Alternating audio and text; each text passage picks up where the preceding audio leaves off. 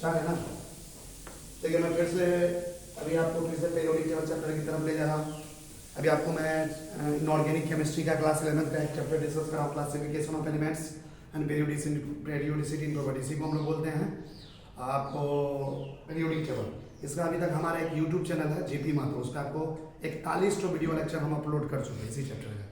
41 total 41 video lecture है upload कर दिया गया है। हमारा एक चैनल है जेपी। अगर आप इस चैनल पे नए हैं तो हमारा चैनल जेपी महतो को, यूट्यूब चैनल जेपी महतो को सब्सक्राइब करें, बेल आइकन प्रेस करें, ताकि हर इस चैनल से रिलेटेड जितने भी वीडियो है नया अपडेट है आपको टाइम टू टाइम मिलता रहेगा। अब हम आपको डिस्कस कर रहे हैं पीरियोडिक टेबल। पीरियोडिक टेबल में एक टॉपिक डिस्कस कर रहे हैं जिस टॉपिक का नाम है आयनाइजेशन एनर्जी। आयनाइजेशन एनर्जी बहुत सारी चीज डिस्कस कर दी, कुछ बाकी चीज है तो उसके बाद हम डिस्कस करेंगे। जैसे कि यहाँ पे कल हम ग्रुप 15 तक डिस्कस किए थे, आज हम डिस्कस करने जा रहे हैं ग्रुप 16। तो ग्रुप 16 में सबसे पहले पूछेगा कोई कि आयनाइजेशन एनर्जी का ऑर्डर क्या होता है। तो ग्रुप 16 का जो एलिमेंट्स है आपको पता होना चाहिए। ग्रुप 16 में कौन कौन आता है? Oxygen, sulphur, selenium, टेनियम, polonium. तो आपको पता है कि ग्रुप में ऊपर से नीचे आने पे साइज बढ़ता है तो आयनाइजेशन एनर्जी का वैल्यू क्या होता है? घटता है। देखो सबसे ज्यादा ऊपर से नीचे आएंगे तो आयनाइजेशन एनर्जी का वैल्यू घटेगा। तो सबसे ज्यादा आयनाइजेशन एनर्जी किसका है? ऑक्सीजन का। उससे कम किसका है? सल्फर का।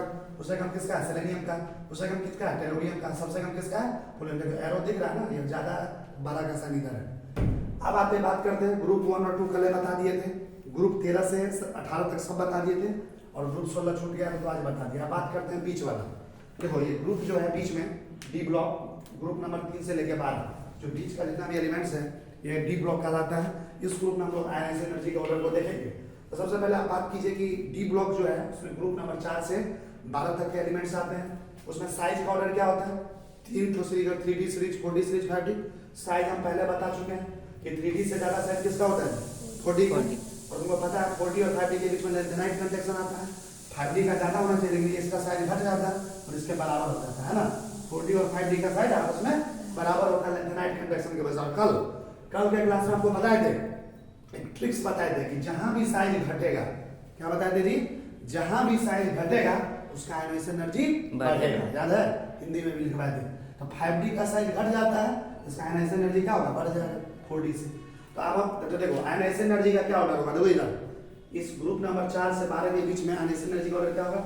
सबसे ज्यादा तुमको पता है ना, ऊपर से नीचे आएंगे तो आयनाइजेशन एनर्जी का वैल्यू घटेगा। सबसे ज्यादा आयनाइजेशन एनर्जी किसका होगा? 3D का। किसका होगा जी? 3। उससे कम किसका होगा? 4D का। और चूंकि 4D और 5D में 5D का साइज घट जाता है, 5D का साइज घटता है, इसी वजह से आयनाइजेशन एनर्जी का वैल्यू क्या होगा? बढ़ेगा। तो 4D से ज्यादा आयनाइजेशन एनर्जी किसका हो जाएगा? 5D का। देखो 3D का सबसे ज्यादा, 3D से कम किसका होगा? 4D का। 4D से भी ज्यादा किसका होगा? 5D का। तो ये ऑर्डर याद रख लेना। अब हम इसी को अप्लाई करते हैं ग्रुप 4 जो कंसेप्ट आपको बताए हैं, इस सारे कंसेप्ट को आज हम यूज करते हैं डी ब्लॉक एलिमेंट्स के केस में, यानी ग्रुप नंबर 4 से लेकर 12 के केस में। तो देखिए इसको दो तरीके से हम ग्रुप नंबर 4 से 12 को बता सकते हैं कि ग्रुप नंबर 4 से 12 यानी डी ब्लॉक एलिमेंट्स के केस में सबसे ज्यादा आयनाइजेशन एनर्जी किसका होता है? 3D सीरीज का। किसका होता है जी? 3D। उससे कम किसका होता है? 4D। और 4D से भी ज्यादा किसका होता है? 5D का। इसको एक तरीका और है इसको लिखने का। देखिए पूरे तीनों में सबसे ज्यादा किसका होता है? सबसे ज्यादा आयनाइजेशन एनर्जी किसका होता है जी? 5D। पहले नंबर में तीनों में सबसे ज्यादा किसका होगा? 5D का। 5D से कम किसका होगा? 3D का। किसका होगा?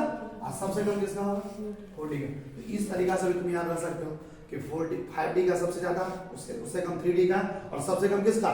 4D का। इसी को अप्लाई करते हैं हर ग्रुप में। ग्रुप नंबर 3 से बात देखो यहाँ पे ग्रुप नंबर 4 दिया होगा। सबसे पहले ग्रुप 3 देखो, ग्रुप 3 में कौन है? तो ग्रुप 3 दिख रहा है, स्कैंडियम, लिथियम, लैंथेनम, एक्टियम। ग्रुप 3 में तो कोई एक्सेप्शन नहीं है, हम साइज में भी बताए थे। ग्रुप 3 के केस में जब ऊपर से नीचे आते हैं तो साइज बढ़ेगा, स्कैंडियम से ज्यादा एक्टियम का, एक्टियम से ज्यादा लैंथेनम का। और आयनाइजेशन एनर्जी में भी कोई एक्सेप्शन नहीं है, एकदम नॉर्मल चलेगा। तब ऊपर से नीचे आएंगे तो आयनाइजेशन एनर्जी का वैल्यू क्या होगा जी? घटेगा। तो ग्रुप 3 में कोई एक्सेप्शन नहीं होता है। तो सबसे ज्यादा आयनाइजेशन एनर्जी किसका? स्कैंडियम का। उससे कम किसका? एक्टियम का। और सबसे कम किसका? लैंथेनम। एक्सेप्शन किसके बीच में आएगा? ग्रुप 4 से लेके 12 के बीच में। ये वाला ऑर्डर इसको फॉलो करेंगे। देखो ये ग्रुप 4 से 12 में ये ऑर्डर फॉलो होगा। सबसे ज्यादा 5D का, सबसे कम 3D का, सबसे कम 4D का। जैसे देखो ग्रुप 4 का देख रहे हो, टाइटेनियम आता है, जिरकोनियम आता है, हफनियम। दिख रहा है? देखो ग्रुप 4 में कौन आता है? Titanium, zirconium, hafnium. तो ग्रुप 4 का ऑर्डर कैसे लिखेंगे? इसी कांसेप्ट पे। तो सबसे ज्यादा आयनाइजेशन एनर्जी किसका होगा? टाइटेनियम। उससे कम किसका होगा? जिरकोनियम। और जिरकोनियम से भी ज्यादा किसका है? हफनियम का। दिख रहा है ना? देखो 3D का सबसे ज्यादा, उससे कम 4D का, और उससे भी ज्यादा किसका होगा? 5D। तो ये 3D में आता है टाइटेनियम, ये किसमें आता है? 4D। और ये किसमें आता है? 5D। तो ग्रुप 4 का जैसे बताए हैं उसी तरीके से तुम ग्रुप 5 में भी अप्लाई कर सकते हो, ग्रुप 6 में भी अप्लाई कर सकते हो, ग्रुप 7 में भी, ग्रुप 8 में भी, ग्रुप 9 में भी, ग्रुप 10 में भी, है ना। ग्रुप 11 का थोड़ा देख लेते हैं। ग्रुप 11 ये सब खुद से तुमको करना है, घर से क्या करना है, ग्रुप नंबर 5 से लेकर 10 तक का खुद से लिख के आना, इसी कंसेप्ट में। तो चलो ग्रुप 11 में कौन कौन आ रहा है, देखो ये ग्रुप 11 में कौन कौन एलिमेंट आता है पहले बता चुके, कॉपर सिल्वर गोल्ड एंड यूनियम। कॉपर सिल्वर गोल्ड देखो ये कॉपर 3D सीरीज में तो ज्यादा है एनर्जी, उससे कम कौन है, सिल्वर 4D में आता है, उससे कम है सिल्वर का। और ये गोल्ड जो है 5D में आता है, देखो सिल्वर से ज्यादा किसका हो गया, गोल्ड का। समझ में आ रहा। इसी तरीके से ग्रुप 12 का लिख सकते हो, कंसेप्ट खत्म। अब यहाँ से देखो कुछ क्वेश्चन दे हैं, अभी तक आपको अब हम कुछ क्वेश्चन प्रैक्टिस करवाते हैं। देखिए आपको पीरियड वाइज कंसेप्ट खत्म हो गया, किसी भी पीरियड का आपको पूछ देगा एनएस एनर्जी का ऑर्डर लिखो तो आप लिख सकते हैं। किसी का क्लास छूट गया तो हमारे यूट्यूब चैनल है जेबी महतो, उस पर जाके वीडियो लेक्चर को देखिए बढ़िया से, पूरा एक एक वीडियो को ध्यान से पूर्वक देखिए। अभी तक हमने टोटल 41 वीडियो लेक्चर बना चुके हैं पीरियोडिक टेबल चैप्टर का, क्लास 11 इनऑर्गेनिक केमिस्ट्री का। पूरा वीडियो को स्टार्टिंग से फर्स्ट वीडियो लेक्चर से लेके लास्ट तक हर वीडियो लेक्चर अगर बढ़िया से देखिएगा तो एक एक चीज आपको समझ में आएगा और आप लिख भी सकते हैं, उसको नोट्स कॉपी भी बना सकते हैं। एक एक कंसेप्ट जी मेंस एडवांस नीट बोर्ड हर लेवल को हमने कंसीडर किया, हर लेवल को कंबाइन करके उन्होंने वीडियो बनाया। तो देखिए इसमें आप क्वेश्चन प्रैक्टिस करवाते हैं कि एग्जाम में कैसा क्वेश्चन आता है, पीरियड वाइज आपको सिखा दिए, ग्रुप वाइज सिखा दिए। आप देखिए कैसा कैसा क्वेश्चन आता है, जैसे देखो यहाँ पे लिखा है arrange in decreasing order of ionisation energy, नीचे में कुछ क्वेश्चन दिया है उसमें लिख रहा है आयनाइजेशन एनर्जी के घटते हुए क्रम में। डिक्रीजिंग ऑर्डर का मतलब क्या होगा, घटते हुए क्रम में लिखे। अगर लिखता है परीक्षा में इंक्रीजिंग ऑर्डर, इंक्रीजिंग ऑर्डर का मतलब क्या होता है, बढ़ते हुए क्रम में। मैथ पढ़ा होगा, मैथ में घटते हुए क्रम बढ़ते हुए क्रम जानता होगा।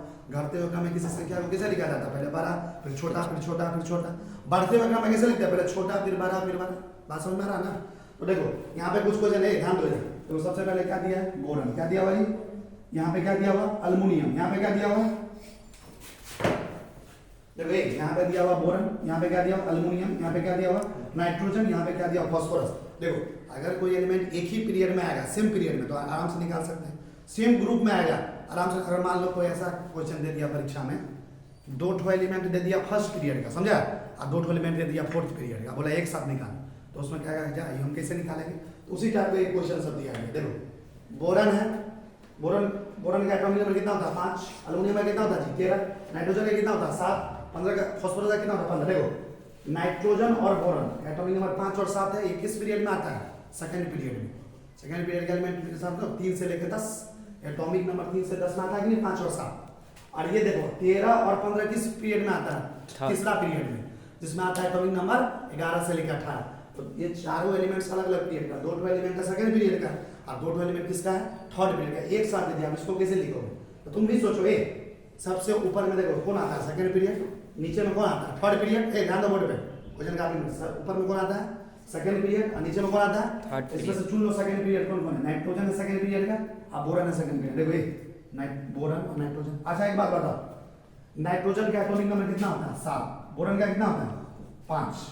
अच्छा तुम बताओ, बोरन नाइट्रोजन सेकंड पीरियड का, तो किसी भी पीरियड में बाएं से दाएं बढ़ते हैं तो आयनाइजेशन एनर्जी का वैल्यू क्या होता है, बढ़ता है। क्या होता है जी, तो नाइट्रोजन का ज्यादा होना चाहिए, किससे, बोरन से।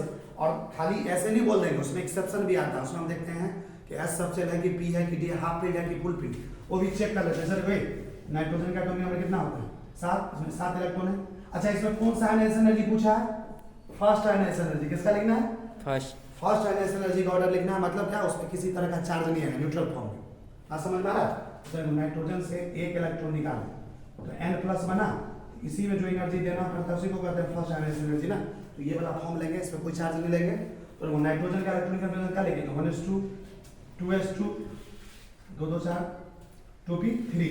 देखो इस पे किसी भी तरह का कोई चार्ज नहीं डालेंगे, क्योंकि फर्स्ट आयनाइजेशन एनर्जी निकालना।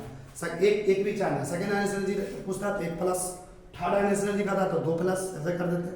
तो देखो नाइट्रोजन का देखो लास्ट में क्या है, p में 3 इलेक्ट्रॉन है, हाफ फील्ड है, क्या है जी। बोरन में देखो 1s2 2s2 और 2p1, देखो 2 2 4 1 5।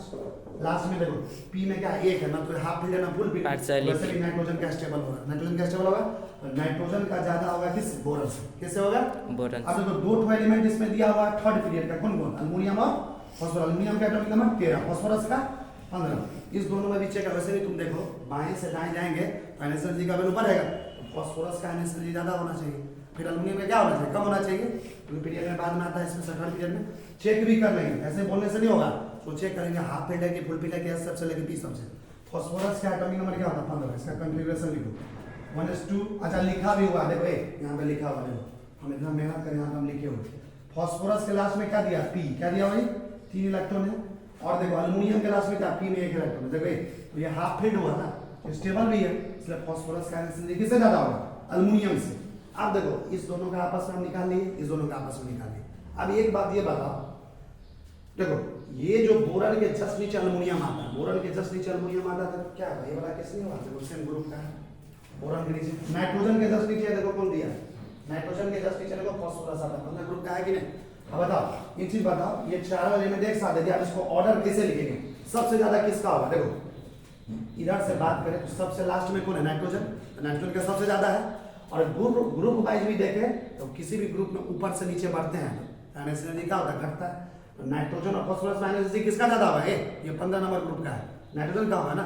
तो पूरे चारों में सबसे ज्यादा किसका हो गया नाइट्रोजन। किसका ज्यादा हो गया नाइट्रोजन। नाइट्रोजन का अपने पीरियड में बोरन से ज्यादा है इस, और ये नीचे जो फास्फोरस दिया हुआ है 15 नंबर ग्रुप में आता है।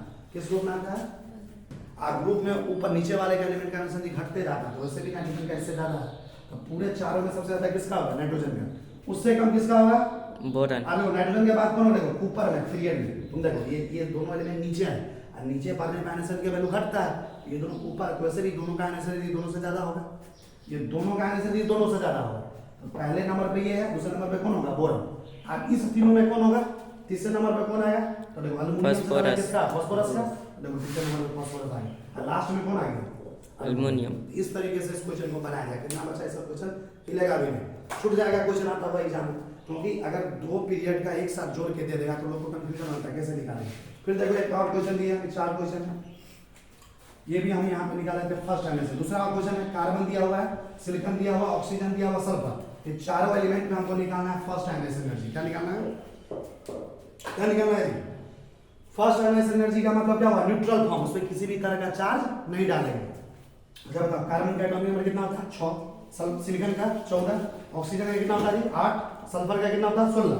अच्छा बताओ फर्स्ट टाइम एनर्जी तो इसमें किसी तरह का चार्ज नहीं होगा, ऐसे ही छोड़ देंगे। अच्छा बताओ कार्बन में 6 इलेक्ट्रॉन है तो इसका कॉन्फ़िगरेशन लिख दिए, सिलिकॉन का लिख दिए, 8 इलेक्ट्रॉन का लिख दिए, सल्फर का लिख दिए। बताओ कार्बन का एटॉमिक नंबर 6 है, ऑक्सीजन का, दोनों सेम पीरियड में आएगा कि नहीं, कार्बन ऑक्सीजन सेकंड पीरियड का एलिमेंट है 3 से 10।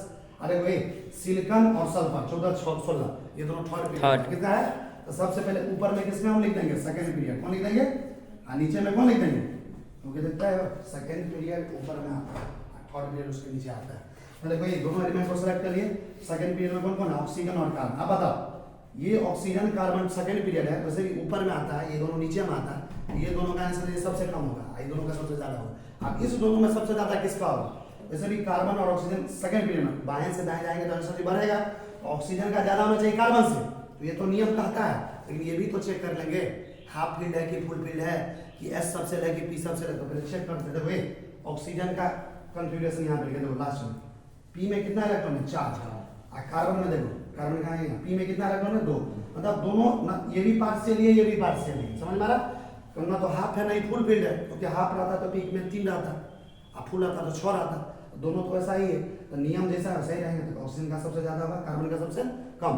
अब देखो ऑक्सीजन के नीचे सल्फर है, तो सल्फर किस ग्रुप में आता है, देखो 16 नंबर ग्रुप, देखो ऑक्सीजन के जस्ट नीचे सल्फर आता है।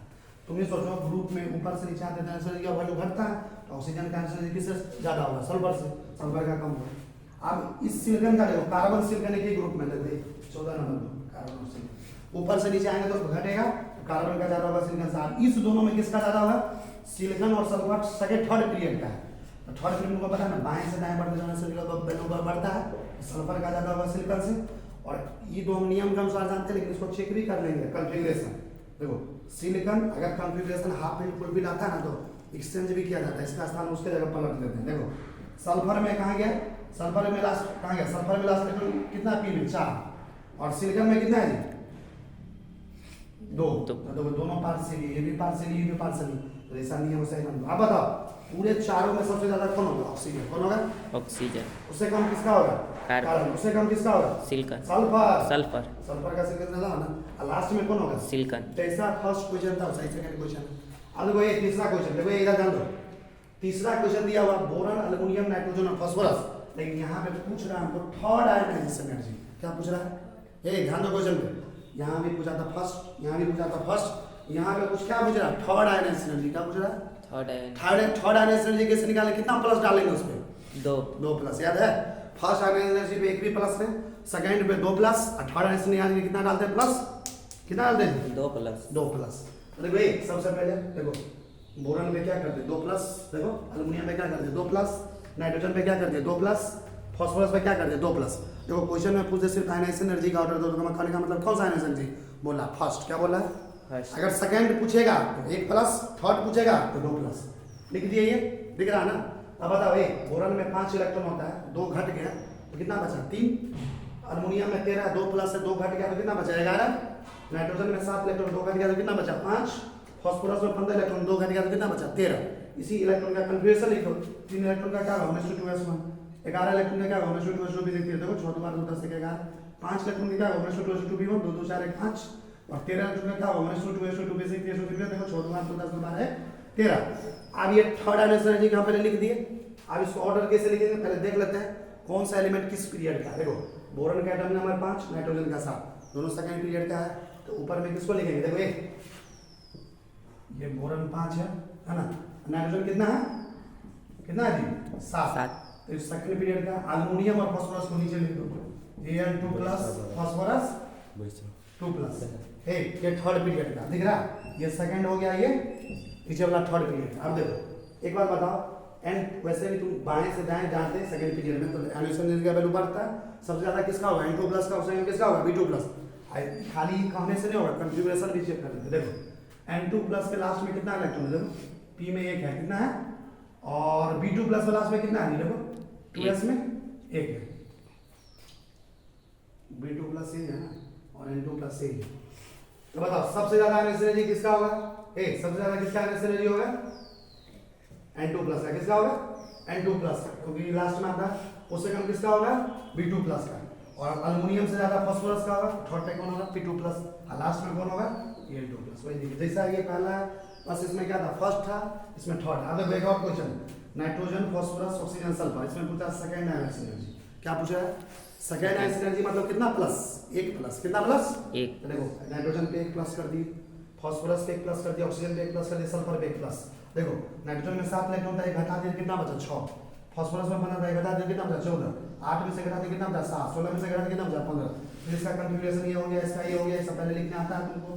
अब इसमें देखो नाइट्रोजन है second period, oxygen second period, दोनों में किसका ज्यादा होगा? ऑक्सीजन का। तो ऑक्सीजन का ज्यादा होगा। और कॉन्फ़िगरेशन से भी चेक कर लो कहां गया कॉन्फ़िगरेशन। O प्लस का। देखो लास्ट में कितना इलेक्ट्रॉन है? P में 3। और नाइट्रोजन में लास्ट में कितना इलेक्ट्रॉन? 2। तो वैसे भी स्टेबल ये हाफ फील्ड है, तो सबसे पहले इसका होगा, तो सबसे पहले इसका होगा। उसी का मैंने प्लस। अब फास्फोरस सल्फर में किसका होगा? सल्फर बाद में आता है, सल्फर का ज्यादा होना चाहिए। कॉन्फ़िगरेशन भी चेक कर लेते हैं। सल्फर का कॉन्फ़िगरेशन लास्ट में P में 3 है, अब फास्फोरस में देखो लास्ट में P में 2 है, हाफ फील्ड है ना? हाँ। उससे भी ज्यादा होगा तो सल्फर का लास्ट में। यही हो गया सेकंड आयोनाइजेशन एनर्जी का ऑर्डर। समझ में आ रहा है?